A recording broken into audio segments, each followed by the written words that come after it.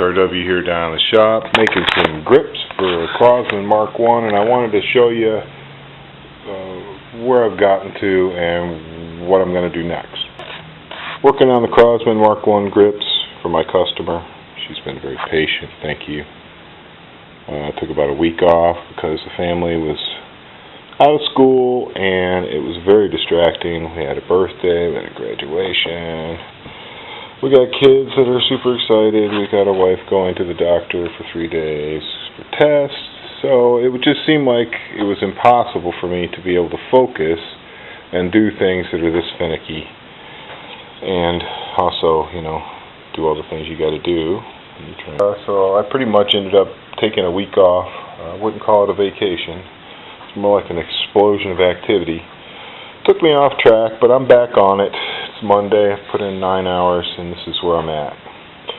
I took the 8-quarter walnut, ran it through my bandsaw, ran it through my planer, ran it through my chop saw, created blocks, pairs, right? Then I routed a cavity for the CO2 chamber. I mortised it to create a landing on the grip and to have it tuck in to the frame. Got the holes that align everything. Then I profiled it. You know, this is all routed. The profiles. Okay. Made 4 of them instead of 2 because I had a feeling something was going to happen. Screw something up. So, this is the bit that I use to make this shape here. And I thought that I was going to be able to get away with just running this a little shallow and making the shape I needed here, but it really doesn't work. It just looks terrible. So I ordered another bit the right size, exactly the right size, and the shape, the diameter we're looking at is about 0.9. So you're talking 7/8 is really close. So a 7/8 diameter core box bit is what I need to really make that shape. And where you make that shape is on each side of the grip, like right in here. You can really see it here. See? It just kisses the top of that. It just comes right in here like that. It's a real finicky thing to have to do. And I definitely want to do that before I do this, because you can see how thin it gets. I'm almost ready to stabilize my grip blanks. Almost. They have to be desiccated in the oven. I'm going to do that overnight. Just keep them in the oven at 175. And then in the morning I will put them in a container so that no moisture gets drawn back into them, because it's quite humid around here lately. And with hopefully very close to 0% moisture in them, okay, I will take, like, let's say a pair of these big chunky guys here. I've got this little acrylic container that I've made, and let's see what the easiest way is to fit these in here. There's so many ways. It could be maybe this way. And then I'm going to fill up any dead space around them with inert material. I have lots of acrylic. I can just put a whole bunch of acrylic in there, fill up all the dead space so that I don't have to use so much liquid. This stuff's not cheap. This stuff, by the way, is called cactus juice. It's a already catalyzed, heat-cured resin. And the way you get it to penetrate the material is you have a vacuum pump and a vacuum chamber.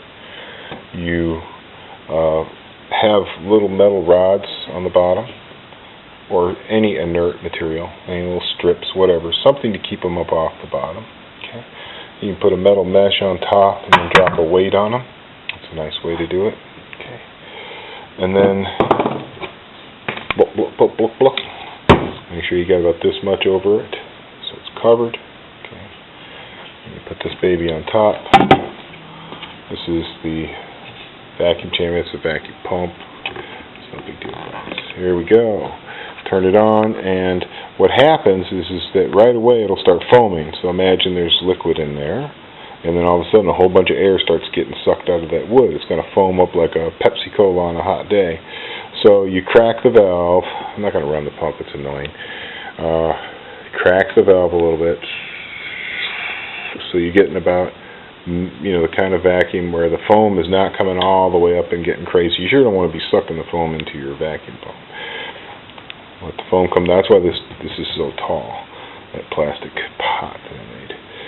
Okay, and then once it stops foaming, lock it off, full vacuum, let it run an hour and a half or so until you don't see any bubbles coming out of the wood. You see no bubbles coming out of the wood. You crack the valve open, turn the pump off. Okay, air comes rushing in. Now you let it soak for 20 minutes. Then you take them out. You wrap them up in foil. You put them in the oven for 200 degrees. You do it for like an hour, 2 hours, 3 hours, however long you want. A long time. The longer you do it, the better. You can't do it too long. Once it's cured, it's proof against heat up to 400 degrees. It's impervious to almost anything. It's plasticized wood at that point. Okay, let the pieces stay in the oven overnight while I rested. Took them out this morning. Immediately put them into this container to keep it from taking up any moisture. As you can see, I've filled up my little deal here to just accommodate my grips so that there won't be any wasted volume in there. I've got 2 little stainless steel rods in the bottom. Got a piece of powder-coated mesh here and a brass weight. Nice inert materials to put in there. So let's get going on it, man. I'm going to start off with a couple of big chunks first.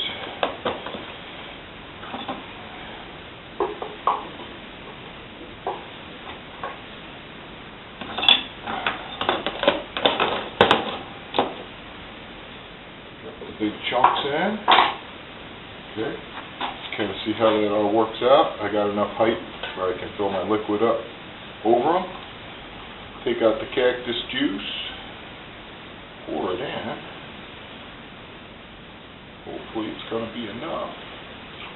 I'm going to be very sad if it's not enough. It's going to be very, very close. Oh wow. It's just barely enough.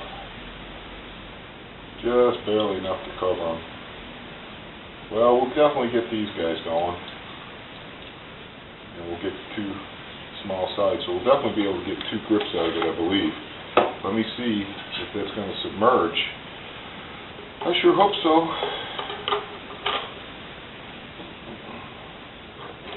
Yes! Yes! Because I didn't want to wait like another week while more cactus juice arrived to do this. I just wanted to do this. Oh yes, baby! So that is perfect. If this was transparent, I could leave the camera there and show you what's happening. But once I get my hands free and I can manipulate the camera and turn on the pump and stuff, I want to show you the action. It's going to be a little tricky, but I think I can do it. Okay? So we get this baby in here. And I got to be able to control the foaming.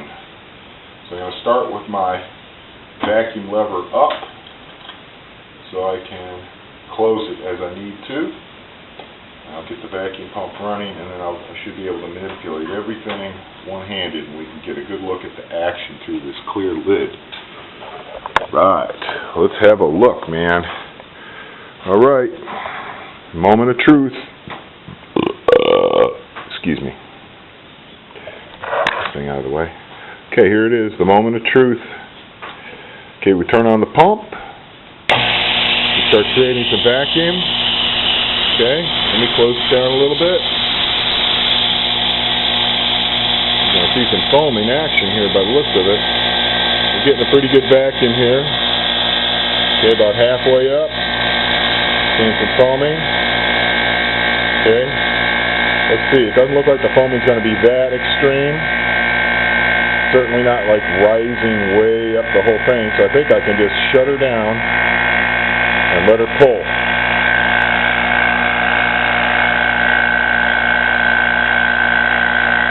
It's a the foaming gets super out of control, which it appears to be getting close to that point, I will crack it open again. But it looks like, yeah, it's foamed up about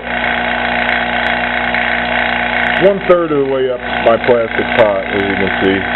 So it's good that I made it nice and tall. I think I would have really been pushing it if I tried to do that like with a Tupperware container or something. I think I would have ended up with resin flopping out the side. Okay, it looks like the foam's starting to go down now. It's a cool thing.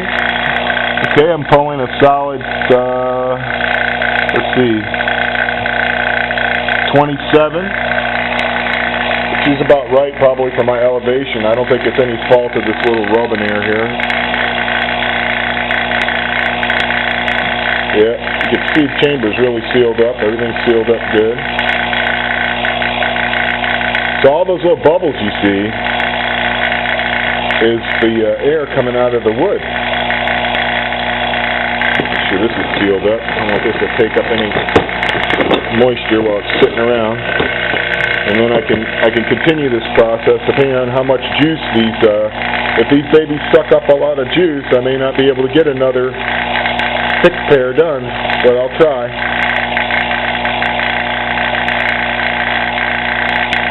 I at least want to get a leg up on this situation. If I have to order more cactus juice, I'll order more cactus juice. I was really hoping to make this stuff just work, though. Okay, once it settles down,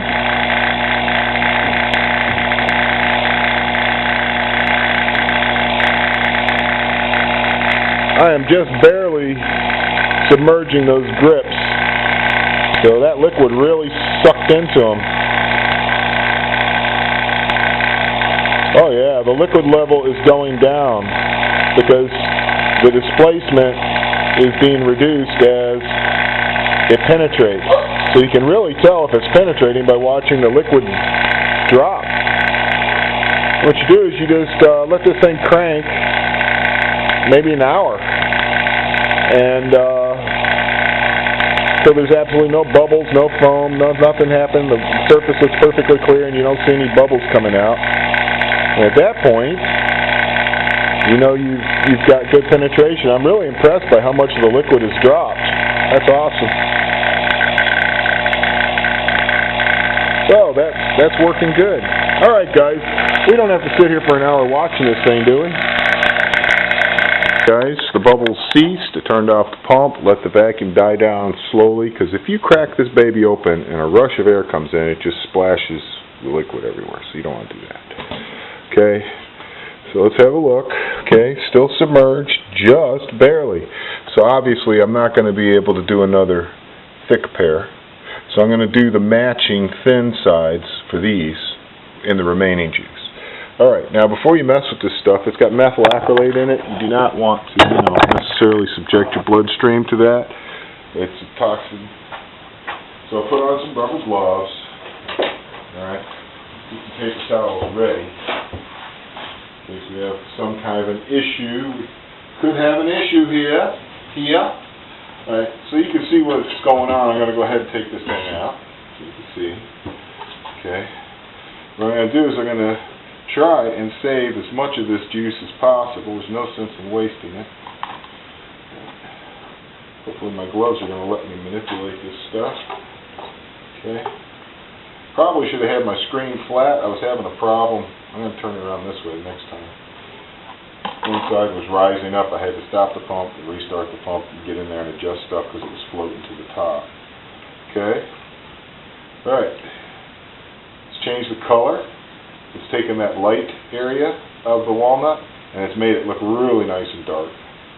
Looks really awesome. And it's taken the darker and it's made it even more chocolatey. So that's a win right there. Yeah, this stuff is taking whatever residues on my gloves. It's not ending up on the wood. It doesn't really matter. Okay. I'm wiping this off because I have a lot of detailed routing in here. And the last thing I really want to do is have a bunch of juice oozing out and filling up that. So then here, crap out of the way. It's got kind of a peculiar odor to it. Not terrible, certainly not delicious. And the whole purpose of the foil is just to keep the darn juice from leaking out. Of course, I had to rip it, which is why I have 2 pieces of foil, because I have a tendency to do things like that. Oh yeah.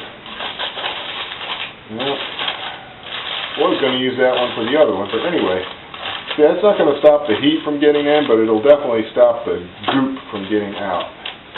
Okay, so that's one down. Oh, I didn't want to have to do this with gloves, but I can.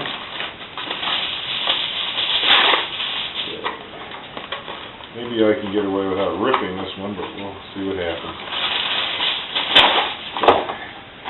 Alright, once again, I'll try and get most of the liquid to drain back in here.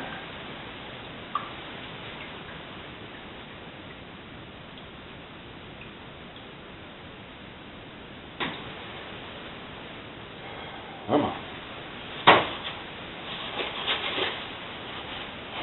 Mainly interested in keeping it out of the little grooves on this side. The other parts don't really matter.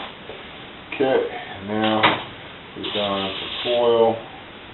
I'm putting it flat side down because that's the side that matters the least to me. That's all going to get carved away.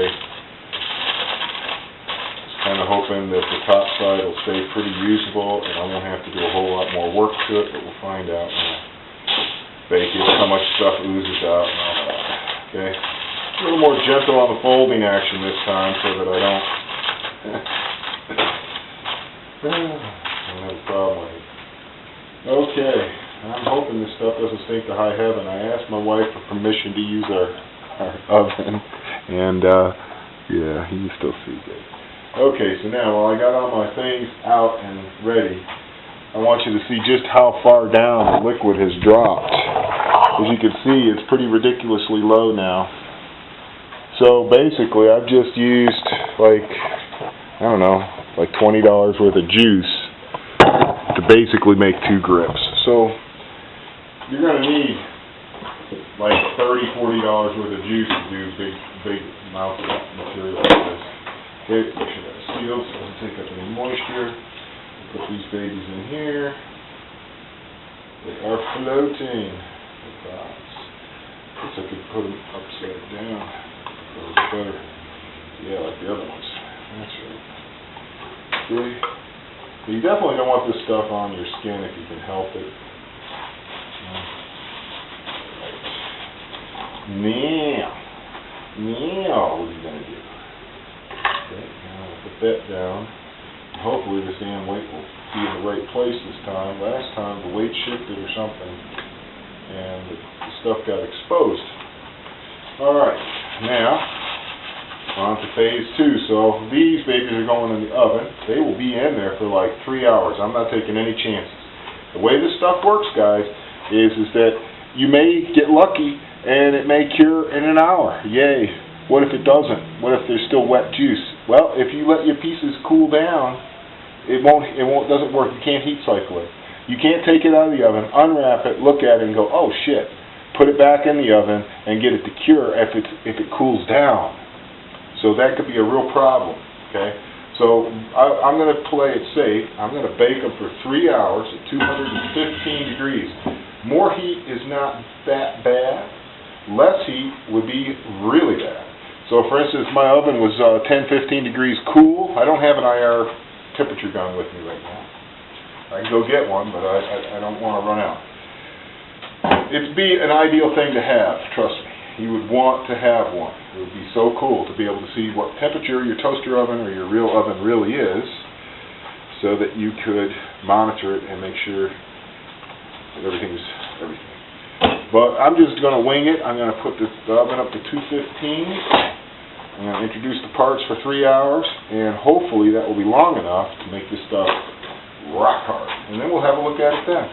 So let me go ahead and get this one going, and we can watch these little guys foam up like we did the other ones. Okay. Now we'll turn on the pump. We will close the valve. Okay, you see the foaming starting to occur. My fear is the liquid's going to drop so much it's going to expose the top. I'm really hoping that I get lucky here.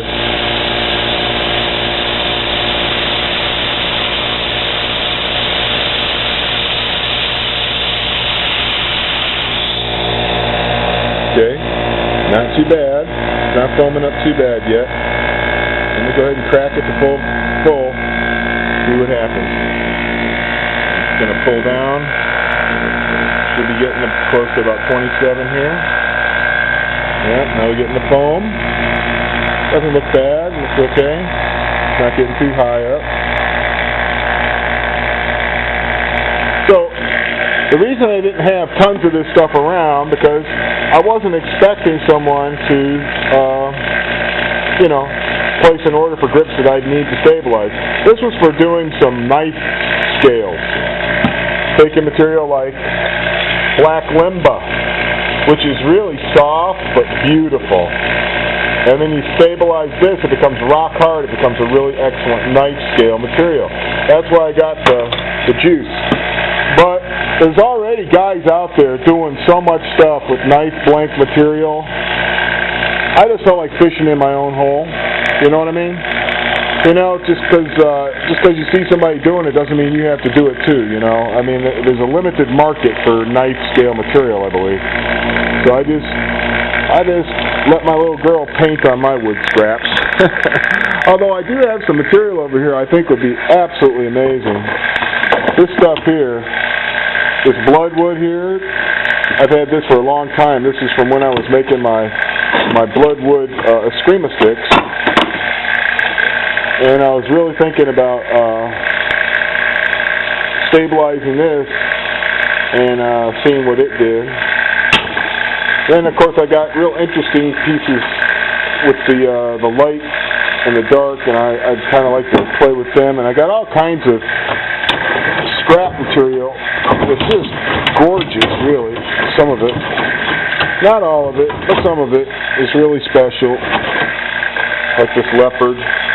Figure out some way to inlay some leopard, mortise out a strip, lay this in. I think that'd be gorgeous. Piece of leopard with a piece of bloodwood. But anyway, let's see what the foam's doing. Still foaming, but not too bad. So I'm going to let this run like I let the other one run. Probably not as long because the pieces aren't as big. Okay, it's been about an hour.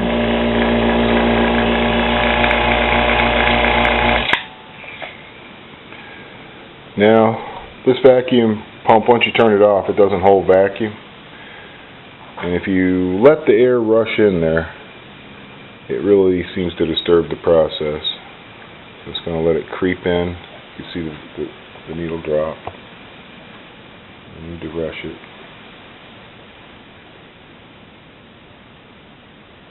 Kind of disappointed this thing doesn't hold a better vacuum. Hot as can be. I don't know if it's supposed to run that long, but it did. I mean, I don't know if this machine is designed for like hour-long running. I have a feeling it's designed for a quick evacuation of a car automotive system or something. It's a relatively small portable unit. Yep, starting to drop off pretty good. Crack this valve just a little tiny bit.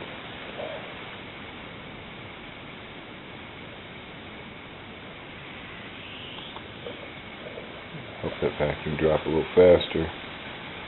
Not in a big hurry to get that to happen.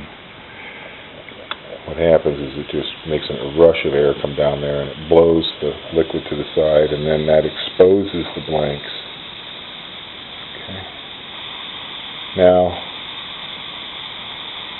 best thing to do is not to take them out. Okay.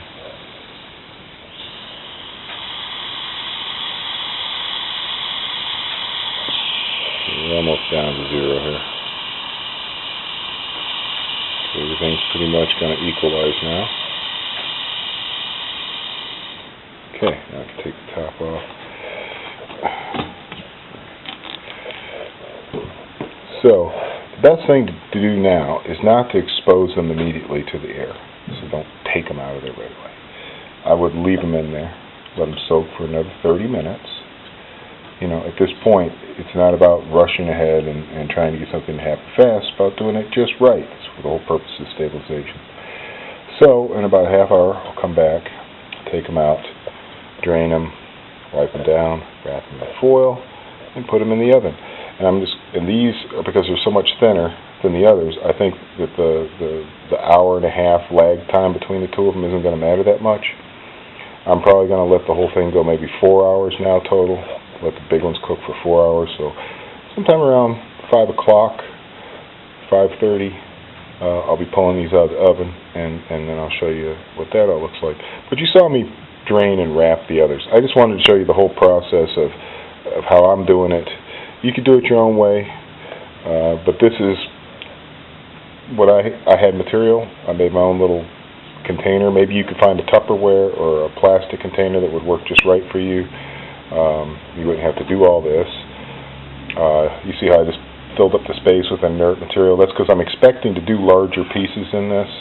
I was hoping to make this long enough that I could see this is about a good size for a knife grip, so I could make stabilized blanks and stack them in there and stuff like that. So this is not just a one-time use deal, obviously. Alright, I will show you what happens when I pull them out of the oven, and we'll see what they look like. It's a hot day. Alright, let's take a look at these things. See what the deal is.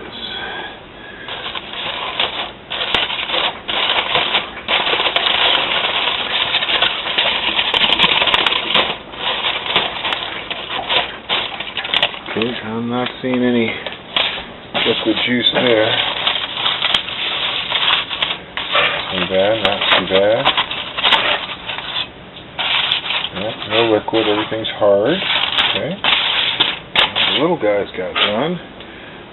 You alright over there? Okay.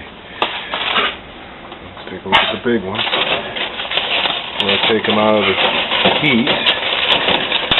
There's no liquid there. Is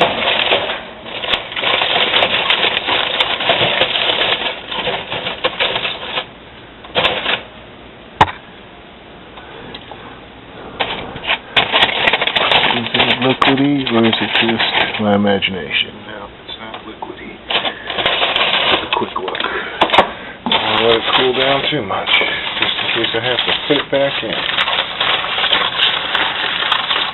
Okay. Nope. Everything's hard. Everything's cured. Okay. Good job. And that's it. I want to thank my wife very much for letting me use the oven. I had everything in there at a little bit over 200 degrees for almost 5 hours. Alright. Let's see what I can do to give you guys a bird's eye view. One of these babies is in there. But this is what I was talking about with all the ooze that oozes out. I had a feeling that if I put it down on the part where I'm going to be carving, it wouldn't matter, right? Because I'm going to carve all this off. And I was hoping that this side would remain relatively ooze-free. It appears to have done that. Yeah, there's some shine, but it's not liquid.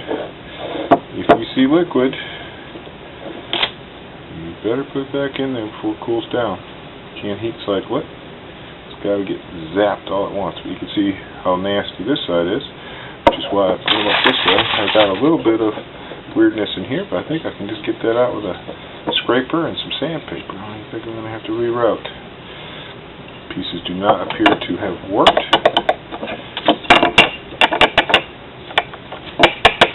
Feel pretty flat still.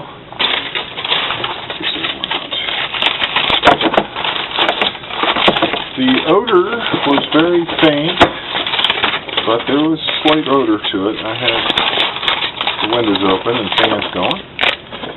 So really, see, all nice and hard, no liquid. Oh wow, still toasty warm. What a surprise. You can see kind of Slavovic type of oozing that occurs. All this resin that comes out of them. Hopefully, did the job. One more.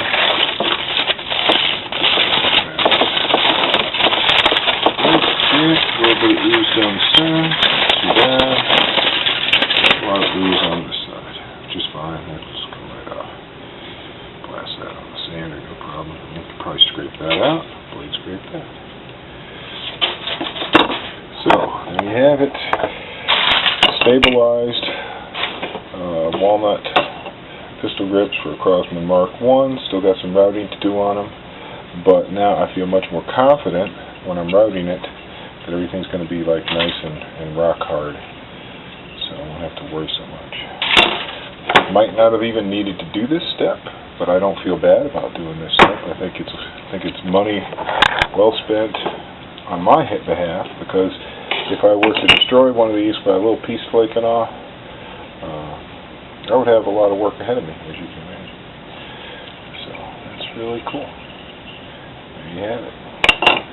Thanks for watching, guys. That's heat stabilized walnut pistol grips for Crosman Mark I.